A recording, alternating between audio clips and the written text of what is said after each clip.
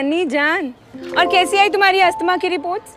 मुझसे पूछोगी तो मैं तो ठीक ही हूँ, लेकिन अगर आप मासी का चेहरा देखोगी ना तो आपको पता लगेगा कि मुझे कितनी भयंकर बीमारी है। बुआ का हाल तो पता है मुझे। अच्छा तुम ये बताओ, कल यहाँ पहुँच रही हो कि नहीं? और नानी को बूस्टर डोज लगा कि नहीं? 9 महीने हो गए उनकी सेकंड डोज को। अरे तैयार ही नहीं थी, कह रही थी 2 डोज तो ले लिए, अब बूस्टर डोज क्यों लेना? और वही फालतू सा लॉजिक कि कोविड चला गया। मैंने कितना समझाया कि वायरस से पूरी तरह इम्यूनिटी के लिए ये बूस्टर डोज कितना जरूरी है, और वो भी सही टाइम इंटरवल पे लेना, लेकिन नहीं। तो मैंने भी अपना तिरुप का इक्का फेंक दिया। मैंने भी कह दिया अगर आप बूस्टर डोज के लिए नहीं जाओगे तो मैं भी अपना फॉलोअप चेकअप नहीं कराऊंगी। तुम नानी हो सबकी। हाँ वो तो मैं हूँ। बनवारी लाल बाहर आओ। बनवारी लाल। नायरा तुम अपने ना ध्यान रखना, बाद में फोन करते हैं, यहाँ ना कुछ धमाल होने वाला है। आप जहाँ पे रहती हो ना वहाँ पे धमाल ही होता है। बाय। बनवारी लाल बाहर आओ। अबे तुमको हम अकल से पैदल दिखते हैं, कहा ताऊ? तुम्हारी दुकान हमारी मौसी ने बताई थी कि यहाँ बहुत बढ़िया लड्डू बिकते हैं। हाँ तो बिकते ही हैं। बनवारी लाल मिठाई वाले अपनी जान दे देंगे लेकिन अपना नाम खराब नहीं होने देंगे। अरे बड़ी इज्जत है हमारी शहर में, दूर दूर से लोग आते हैं। अरे लाला जी, आपकी मौसी, उनका वजन 50 किलो से 90 किलो तक पहुंच गया, वो भी हमारे दुकान के लड्डू खा खा के।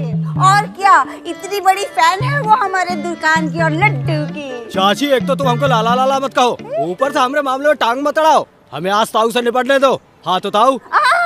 लाला जी पहले हमें ये बताओ कि तुम इन्हें ताऊ क्यों बुला रहे हो और मुझे अपनी चाची जी बता रहे हो? ये भी कोई बात बनी क्या? या तो इन्हें चाचा कहिए या मुझे ताई कहिए, फैसला करो। रानी जी बिल्कुल सही कहा आपने। अरे आप कितना डीप सोचती है। इसीलिए तो हम आपके मुरीद हैं ना, है ना रानी जी? हैं आप भी ना सबके सामने मुझे लज्जा देते हो। मजाक चल रहा है क्या यहाँ? ये लड्डू खा के देखिए, अभी के हैं क्या?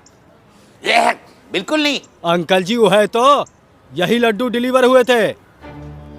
आधा खानदान उल्टी दस्त कर करके बीमार पड़ा हुआ है कल से आपके आके लड्डू खा के, और ऊपर से देसी घी का बोल कर सड़े हुए तेल में लड्डू बनाते हो। ओ लाला जी, कब से आप हमें ये ऐसे ऐसे करके लड्डू जो दिखा रहे हो ना, ये हमारी दुकान के नहीं है, क्यों बिसु के पापा? पॉपकॉर्न तो अब चाहिए, वो भी पूरे मोहल्ले को। वही तो, ये लड्डू अलग हैं। ताऊ जी डिलीवरी यही लड्डू हुए थे हमारे यहाँ। अरे नहीं चाचा, ये लड्डू हमारे हैं ही नहीं। अरे तुम्ही तो डिलीवर किए थे। वो लड्डू गिर गए थे। गिर गए थे। और गले तुमने सारे लड्डू गिरा दिए? मतलब नीचे गिरे हुए लड्डू दिए आपको? विशु ऐसी उम्मीद नहीं थी तुमसे। क्या किया तुमने विशुआ? देख गीत, तू ना चुप रहे, ये सब कुछ ना तेरी वजह से हो रहा है। वजह तू है, ये सब तो बहाने हैं, एक काम भी ढंग से नहीं कर सकता। क्यों? तो क्या गिरे हुए लड्डू पहुंचाए? नहीं नहीं, वो मैंने चॉकलेट बताना, सारी कहानी चॉकलेट बताएगा आप। क्या? वो हमने किसी और से लड्डू लेके आपको डिलीवर कर दिया।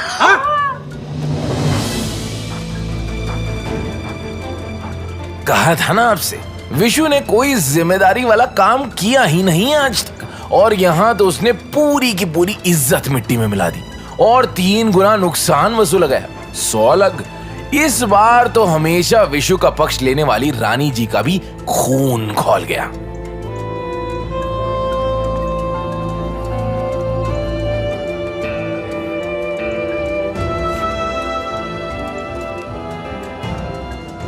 बाप की बेइज्जती तक तो ठीक है, विशु इस पब्लिक प्लेस में अपनी बेइज्जती को कैसे सहे? तो भैया वो वहां से निकल लिया।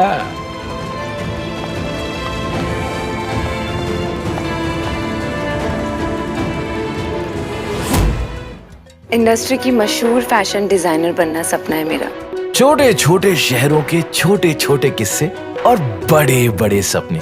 कहीं सपनों के पूरे होने की बात हो रही है और कहीं तो सपनों ने अब तक दस्तक भी नहीं दिया है, पर उम्मीद पर दुनिया कायम है।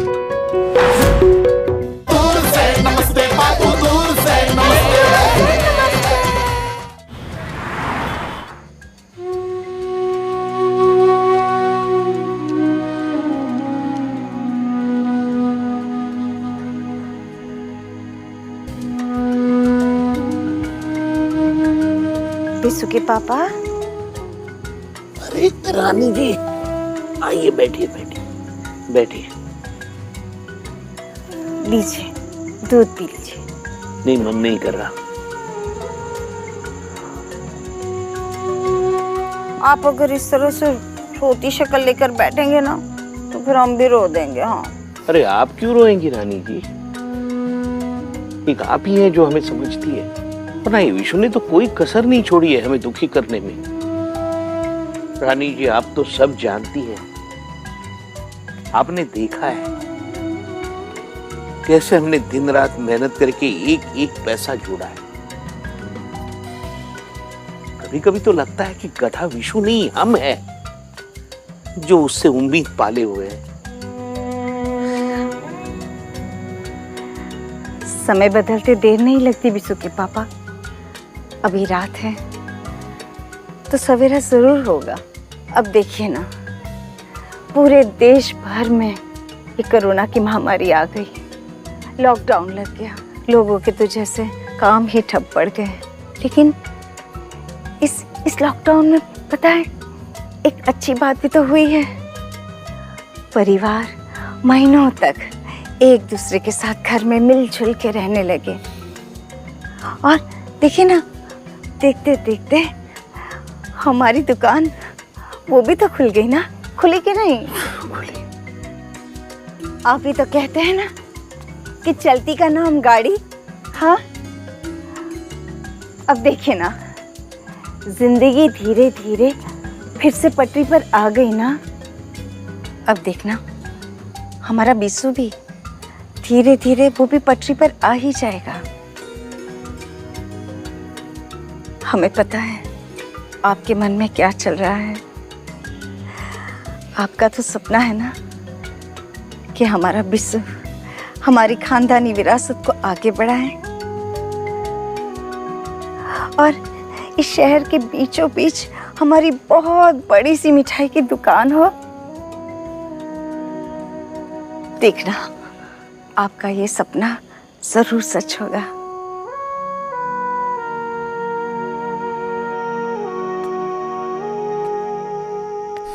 पता नहीं मैं अपनी बेटी के लिए परफेक्ट दूल्हा ढूंढ पाऊंगा या नहीं। इंडस्ट्री की मशहूर फैशन डिजाइनर बनना सपना है मेरा, और मेरा ये सपना एक दिन जरूर सच होगा। इन सबके सपनों को देखकर मुझे अपना सपना याद आ गया। अरे हाँ, मैंने तो आपको अब तक बताया ही नहीं कि मैं कौन हूं। मैं हूं कोविड-19। क्या हुआ? सुन के झटका लगा? अरे आप तो क्या, बड़े बड़े देश तक मुझसे हिल गए। मेरी वजह से दुनिया भर में लाखों लोगों की जान तक चली गई, और उन लाखों में कई आपके अपने भी थे जिन्हें आपने हमेशा के लिए खो दिया। मुझे पता है कि मेरी वजह से बहुत नुकसान हुआ है और इस बात का दुख मुझे भी बहुत है, पर सवाल यह है कि क्या यह सब सच में मेरी वजह से हुआ है? सोच कर देखिएगा। अच्छा छोड़िए, मैं तो कहूंगा आप बस अपना ध्यान रखिए, अपने पर्यावरण को साफ रखिए, अपने तौर तरीकों और आदतों में थोड़ा सा सुधार ले आइए, सारे नियमों का पालन करिए, तो मैं तो क्या, कोई भी वायरस आपका कुछ नहीं बिगाड़ पाएगा। और सिर्फ आज ही नहीं, आगे भी नहीं बिगाड़ पाएगा। जानते हैं, यही है मेरा सपना। छोटे छोटे शहरों के छोटे छोटे किस्से और बड़े बड़े सपने। कहीं सपनों के पूरे होने की बात हो रही है और कहीं तो सपनों ने अब तक दस्तक भी नहीं दिया है, पर उम्मीद पर दुनिया कायम है।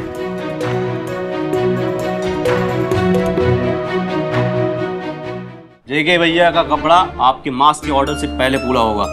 कौन थे ये लोग? थे कोई गुंडे के लोग। तुम्हें क्या हुआ? तुम इतनी टेंशन में क्यों? क्या मास्क नहीं बन पाएंगे अब? ये जेकी है कौन?